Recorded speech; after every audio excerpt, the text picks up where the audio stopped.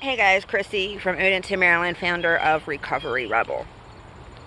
So I'm out here in this bright ass light recording this, but sometimes it's just the moment hits and that's when these videos come to life. I don't really stay on a schedule for that, I'm sorry, but I'd rather bring you something that has meaning and some content value to it than just to bring you something just to fill up space, right?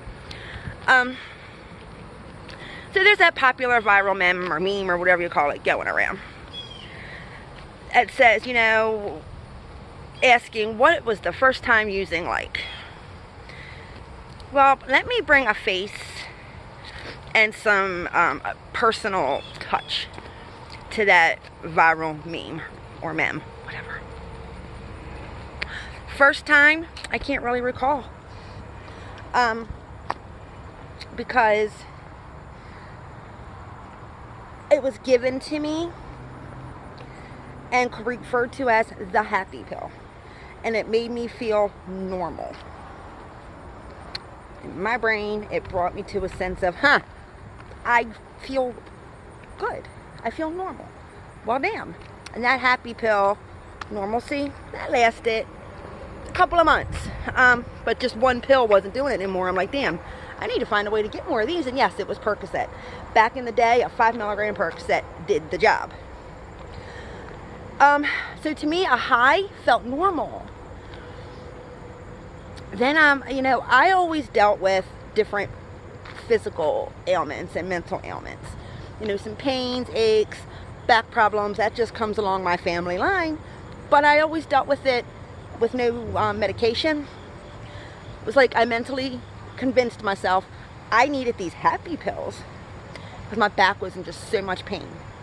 Just so bad, I needed it. And yes, I do have legit L4, L5 sciatica as the time grew on, but at this point in time of my life, I didn't need it. I had gone through my life without it at that point, early, mid-20s. A mom, I've been doing the stuff. I even think I blamed it at one point in time on my epidural.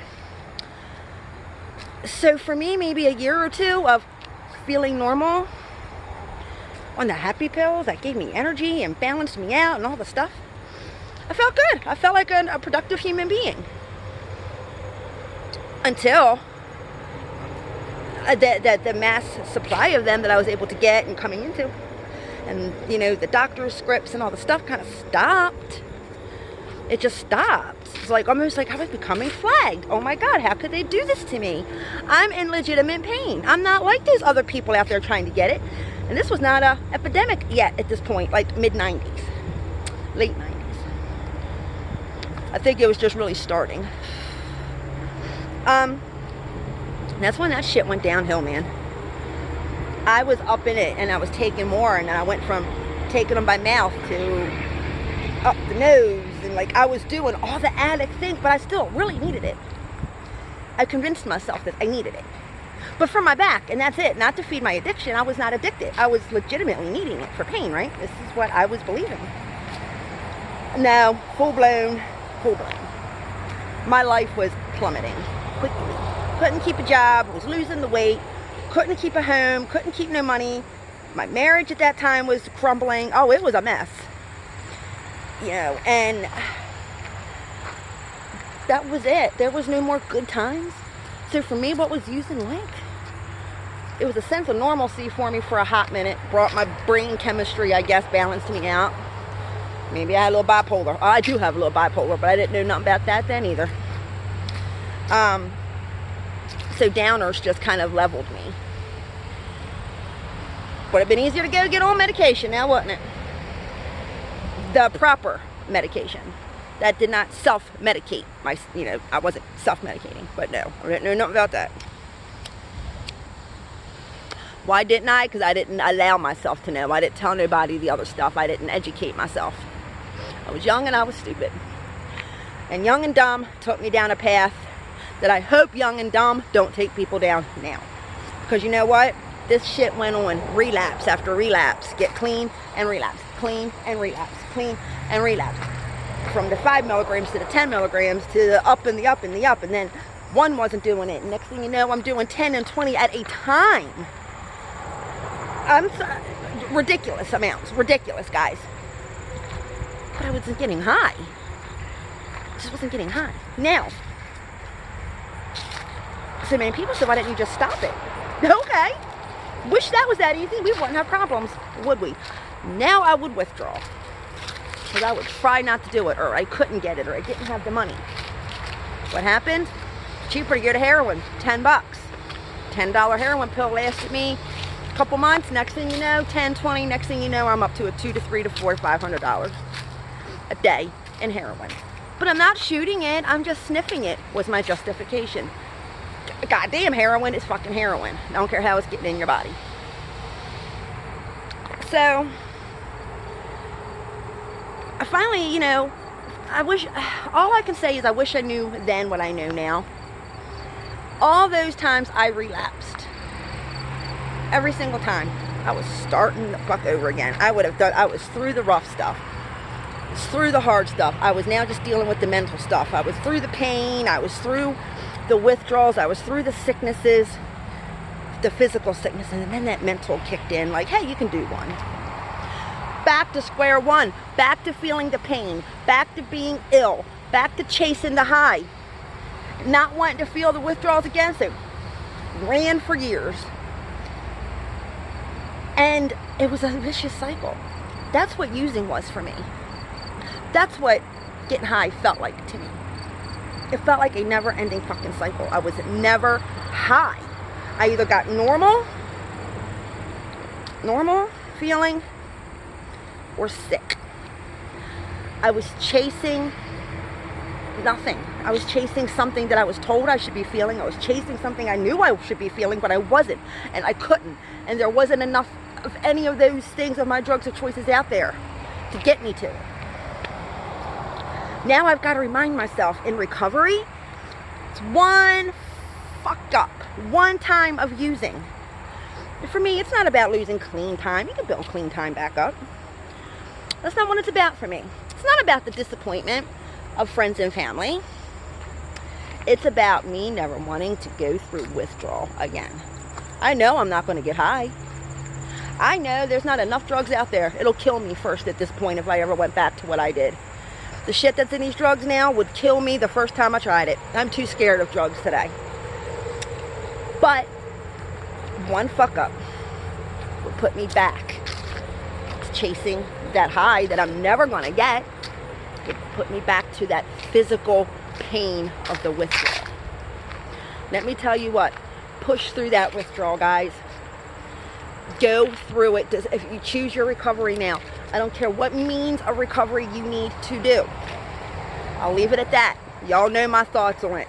Do the recovery that works for you. It's all about you. Get clean. Just get clean. Get off your drug of choice. Put the shit down, because you know what?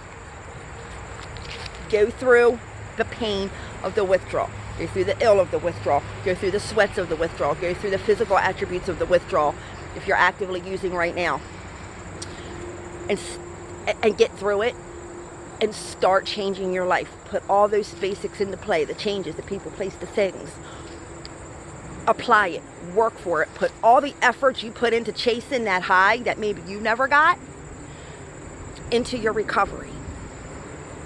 And work as hard to stay clean and to recover and for that new way of life as you worked chasing the drug, chasing your high, chasing your normal.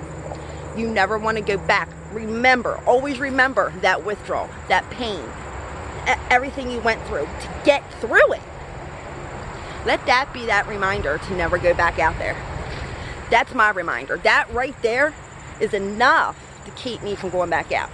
One, knowing that shit out there is killing me now. That shit, the amounts that I did, even thinking about it, would throw me into overdose. But knowing what withdrawal feels like, and I'm not trying to scare you, I'm trying to tell you, your worst withdrawal, that will end, okay? That will end. There are things to help you get through it. There's techniques, there's medications, there's things, okay? There's help for you. There's programs, there's everything that you can do. There's people you can talk to. So many things you can do to get through this. But just remember that you don't want to have to go through it again. And every time you relapse, you have 2 choices, 3 choices. keep running and keep using. And the other option is death, because you're going to keep running, keep using. If you don't go for withdrawal, through the withdrawal to get through the recovery, death is pretty much that other option. And then it's withdrawal. Get through the withdrawal and recover. You don't want to face it again. You don't want to go through any of it again. So what you want to do is know you got through it. You made it. You made it through. And you made it through alive. And you're on the end of positivity. You're on the end that's giving you a life. You're on the end of a future. Okay? That's what you're on the end of this active addiction you were running. It takes one time.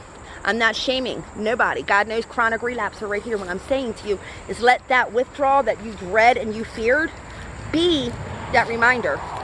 Let that be enough not to let you fuck up and go back out. That keeps me from wanting to do it again, honestly. Honestly. Because you can get through it. You can get through it and you can have this wonderful life. You can. There's nothing wonderful about picking up, because you know what? What you think you're numbing, what you think you're running away from, nothing's changed from the last time you used. What made you decide to go back, to come join this wonderful journey of recovery. There's nothing different out there. The drugs ain't changed for the better. They haven't become less addictive. They haven't become more fun. There's nothing more fun about it. They're becoming more deadly. Okay? They're becoming more deadly. I promise you. There's nothing new out there. You're not missing a fucking thing. You got your family. You got your friends. You've got your health. You've got your freaking life. Let that, along with the fear of never wanting to freaking feel a withdrawal ever again, and the fact that even the slightest amount of whatever you were using will probably kill you. Let that be enough to keep your ass in recovery. Reach out. Do not be shamed, period. Do not be shamed. Allow yourself to be shamed about the way you're choosing to recover, okay? That's you. That's your own personal business. As long as you're out here recovering, as long as you're putting in the work, as long as you're giving it your all, screw the naysayers. The haters, let them hate together. Let them be miserable together. You got this. Get out there, keep kicking some ass, okay? I was never one that could find my high. I just used and used and used. Until, I was either nodding, I was out here looking like the junkie, I was out here feeling what felt like a sense of normal to me, until I would just fall asleep and nod out. I never got the freaking high. There wasn't enough drugs to get it, because it just gave me that sense of what I felt in my mind. Yeah, I'm sure I was high. I had to have been high. I know I was high. But I never had a high I could describe. To me, it was my sense of normalcy. That's not what normal is for me today. I know what normal is for me today. I feel it. It wasn't that before. And I never want that sense of normal again. I love you. My name is Chrissy. If you have any questions, if you want to follow any more of my random videos, go ahead and subscribe to my channel, and you can find me on Facebook for at Recovery Rebel. Bye.